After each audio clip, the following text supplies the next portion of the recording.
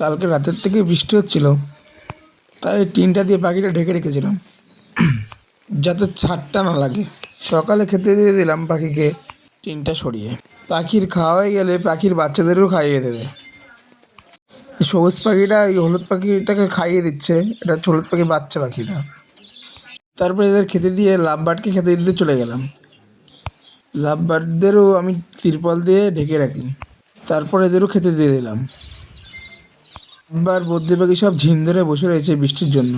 তোমাদের পাখি বৃষ্টির মধ্যে কেমন আছে কমেন্টে বলো। আজকের ভিডিওটা